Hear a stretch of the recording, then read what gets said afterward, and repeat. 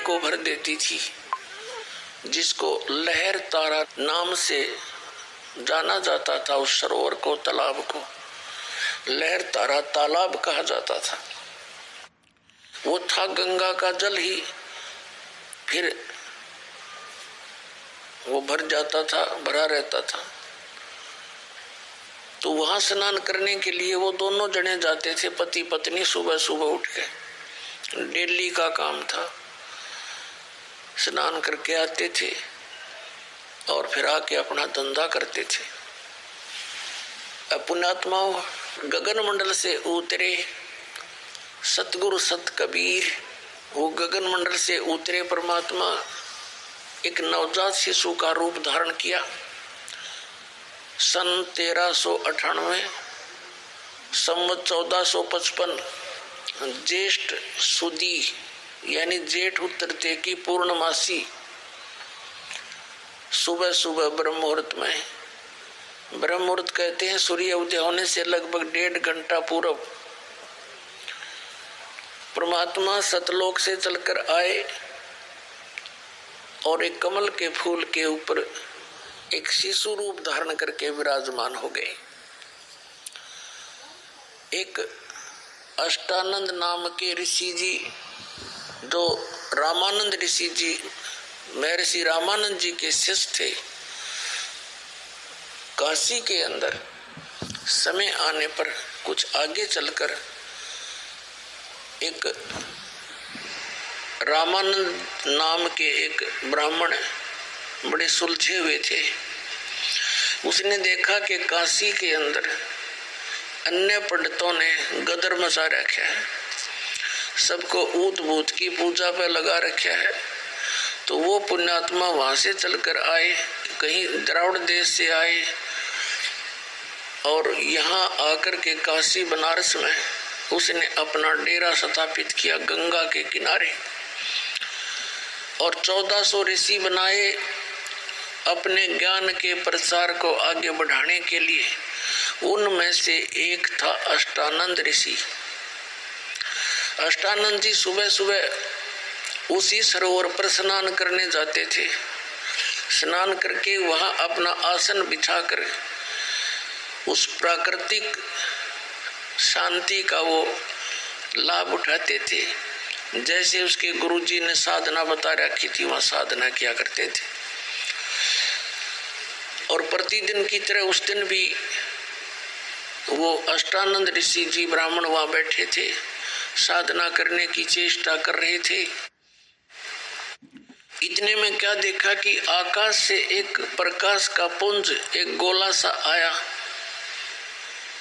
अष्टानंद का ध्यान उस प्रकाश के गोले की तरफ गया। इतना तेज प्रकाश और अद्भुत प्रकाश था, अष्टानंद जी की आंखें उसको सहन नहीं कर सकी, चरम दृष्टि सहन नहीं कर सकी। आंखें बंद होगी। आंखें बंद हुई तो क्या देखा कि कोई बच्चा बालक दिखाई देता है, जैसे हम सूर्य की ओर देखते हैं। सूर्य को हमारी आंखें सहन नहीं कर पाती उसके प्रकाश को, फिर हम इधर उधर करते हैं तो सूर्य का प्रकाश रहित आकार दिखाई देता है। आंखें बंद करते हैं तो भी दिखता है, इधर उधर करते हैं तो भी उसका आकार दिखाई देता है, लेकिन प्रकाश नहीं होता। ठीक इसी प्रकार अष्टानंद जी के उस आंखों के देखने से, उस प्रकाश का जब आंखें बंद हुई तो वो बच्चा दिखाई दिया उसको, जिसका वो प्रकाश था। फिर परमात्मा ने वो सारा प्रकाश सिमट कर एक बच्चे का रूप धारण, यानी प्रकाश तो उस बच्चे रूपी परमात्मा का ही था, अपना प्रकाश समेट लिया और उस बच्चे रूप जो के तो जिस रूप में आ रहे थे कमल के फूल पर विराजमान हो गए। अष्टानंद जी देखा, आंखें खोल, क्योंकि अंधेरा था थोड़ा सा, तो उसने सोचा कि ये पता नहीं क्या बात है, आज मैंने क्या देखा, ये मेरी बुद्धि काम नहीं कर रही। अपने गुरु स्वामी रामानंद जी से इसका समाधान पूछूंगा कि ये मेरी कोई भ्रमणा है, मेरा कोई भ्रम है कि यह सच्चाई है। मैंने आज प्रकाश देखा और फिर एक बालक दिखा। महर्षि रामानंद जी के पास जाकर के उनके शिष्य ने अपनी सारी आत्मबीती कथा सुनाई, आत्म कथा, और बताया गुरुदेव मैंने तो पहली बार ऐसा प्रकाश देखा। प्रकाश की तरफ जब देखा मेरी आंखें बंद होगी, नहीं देख सकी, और फिर आंखों के सामने ऐसा देखा जैसे कोई बालक नवजात शिशु हो। देखते ही देखते वो प्रकाश से एकदम सिमट गया, लहर तारा तालाब के दूसरे कोने पर। अब रामानंद जी ऋषि को जैसा ज्ञान था, अपने शिष्य का समाधान इस प्रकार किया कि बेटा, ऊपर के लोकों से जब अवतार गण आते हैं तो उनके ऐसे लक्षण हुआ करते हैं, तारे से टूटते हैं ऊपर से, और वो कहीं किसी माँ के गर्भ में जाएगा और फिर यहाँ अपनी कोई लीला करने कोई ऊपर के लोक से कोई देव आया है। अब जैसा रामानंद जी को ज्ञान था, क्योंकि इनके भगवान तो माते जन्म लेते हैं, लेकिन ये उसको उसके विषय में के जाने जो सबका जनक है, अब वो आया है। उधर से नीरू नीमा प्रतिदिन स्नान करने के लिए जाया करते थे, वो भी जा रहे थे। अष्टानंद उठकर आ गए थे, नीरू नीमा जा रहे थे, और पहले दिन नीमा के कोई इंजेक्शन लगाएगी, उसकी रिश्तेदार आ रही थी, कोई रिलेटिव आया था, और वो आते ही पूछा करे आए संतान को ना, ये भगवान एक जातक तो चाहिए था, एक बालक तो होना ही चाहिए था। सारी रात बतलाएंगी, ये इंजेक्शन लाएंगी। अब वो सारी रात विचलित थी, वह तो उठ कर चली गई दूसरे घर में किसी और के यहाँ, और नीमा ने सारी रात करवट ले काटी, और वही कसक उसका बरी हुई थी। दोनों स्नान करने जा रहे थे, रोती हुई चली जा रही थी और कह रही थी, हे भगवान, हे शंकर भगवान, क्या आपके घर में हमारे लिए एक बालक की कमी होगी, हमें भी एक संतान दे देते, मेरा भी जगत में साझा हो जाता। और बुरी तरह रोने लग गई ऐसे करके, जो फूट फूट कर रोए।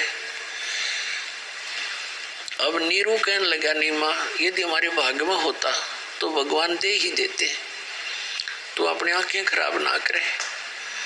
देख, पहले तो हमारे कोई संतान नहीं, बुढ़ापे में कोई उंगली पकड़ने वाला नहीं, ऊपर से तो रो रो के आंख खराब कर लेगी, अंधी हो जाएगी, मत शोक करया करे। ऐसे बातें करते कराते कुछ वह शांत हुई, उस तालाब पर पहुंच गए। पहले नीमा ने स्नान किया, नीरू बाहर बैठ गया। नीमा स्नान करके बाहर आ गई तो नीरू स्नान करने के लिए जल में प्रवेश कर गया, और सुबह का जो अंधेरा होता है वो जल्दी छट जाया करे। थोड़ी सी देर में क्या हुआ कि थोड़ा थोड़ा प्रकाश सा, उजलापन सा हुआ, उजाला सा होने लगा। नीमा जो कपड़ा बांध कर स्नान करके किया था, उसको धोने के लिए और पुणे सरोवर के तट पर पहुंची। उसका पति स्नान कर रहा था ऐसे ऐसे करके। जो ही वो निकट पहुंची तो चांदना सा हो गया था थोड़ा थोड़ा। उसने क्या देखा कि कमल के फूल पर कोई वस्तु हिल रही है। परमात्मा अपने पैर हिला रहे थे, बच्चे के रूप में लीला कर रहे थे। नीमा ने सोचा कि इस पे कोई सर्प ना हो, मेरे पति ने ना डसले। उसने ध्यान से देखा, ध्यान से देखा तो क्या देखा कि एक बालक कमल के फूल पर अपने पति से कहा कि देखियो जी, इस कमल के ऊपर बालक है, कृपा इसको उठाइयो उठाइयो, डूबेगा बालक, देखना छोटा सा बच्चा है। अब नीरू ना रहा था, वो कहने लग गया, उसने सोचा है तो कति मेंटल होली, अब इसने जल में भी बालक दिखाई देने लगे। कहने लगा, नीमा मेरी बात मान जा, तू छोड़ दे इस बालक काली ने, तो मत सारे दिन इसको ऐसे ना कर, तेरी आंखें फूट जाएंगी। वो नहा भी रहा है, उसकी बात का उत्तर भी दे रहा है। तब नीमा ने कहा, देखना देखना कति सत देखना, ये बालक डूब गया। तो जिधर वो हाथ कर रही थी नो देख के उसने देखा कि यह तो सचमुच कोई बात है। ऐसे जब देखा तो क्या देखा कि एक बालक कमल के फूल पर लेटा हुआ है। आओ देखा ना ताओ देखा, नो का नो कमल समेत तोड़ लिया, उठा लिया बालक को और दे दिया अपनी पत्नी को। बोलो सतगुरुदेव।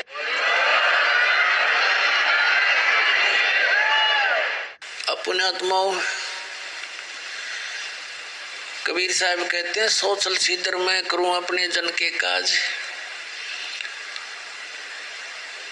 अब जिस परमात्मा की खोज में ऋषियों ने शरीर नष्ट कर दिया, अपने गला दिए, दीमक चढ़ गई उनके शरीरों पर और उनको वो मिला नहीं, जिसकी खोज में प्राणी आज तक लगा हुआ है,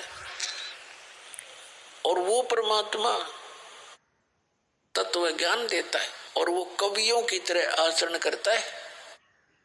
असंख्य युगों पहले की सृष्टि की रचना, आने वाले भविष्य की कहानी,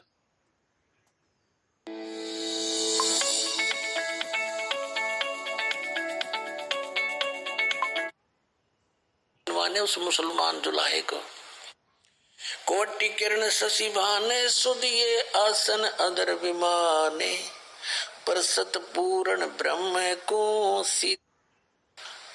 जो वह कहती वही कर देता था।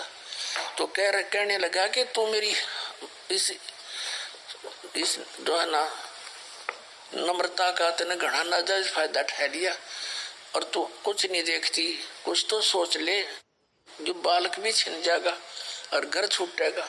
नीमा बोली, मुझे बच्चे को भी छीन लेंगे, राजा प्रजा को, पर सत पूर्ण ब्रह्म को शीतल पिंड और प्राण। गोद लिया मुख चूम कर हेम रूप झलकंत, जगर मगर काया करे जैसे दमके पदम अनंत। कि जब नीरू ने नीमा को बालक थमा दिया, अब जैसे प्यासे को जल मिल जा तो इतना पिया करे मुंह तटावे कोई ना।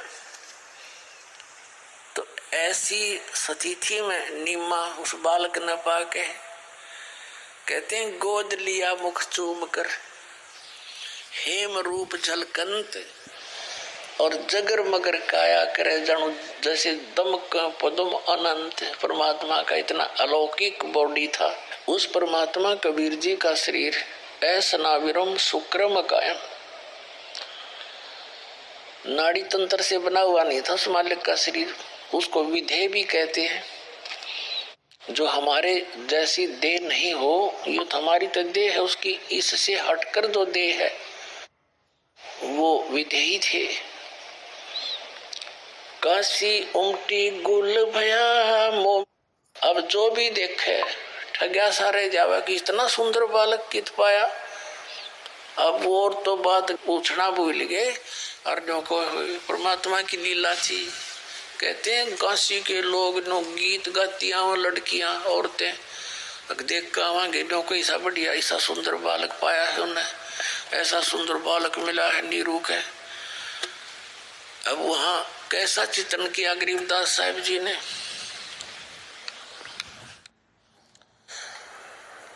काशी उमटी गुल भया, शोर हो गया काशी के अंदर। सकल कुरान कबीर है, अरफ लिखे जो लेख, काशी के काजी कहें या गई दीन की टेक। परमात्मा का नाम रखने के लिए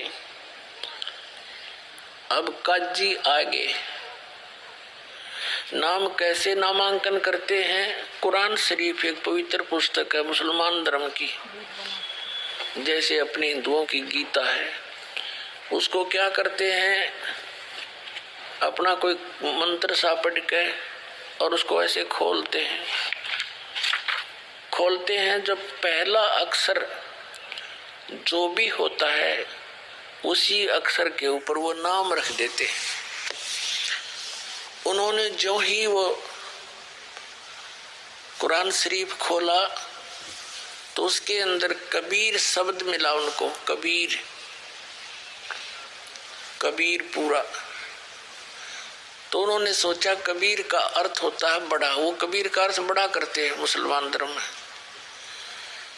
तो उनके काजिया के मन में ये दोष आ गया कि जुलाहे के बेटे का नाम कबीर रखना अच्छा नहीं लगता, और देखने लग गए न्यू।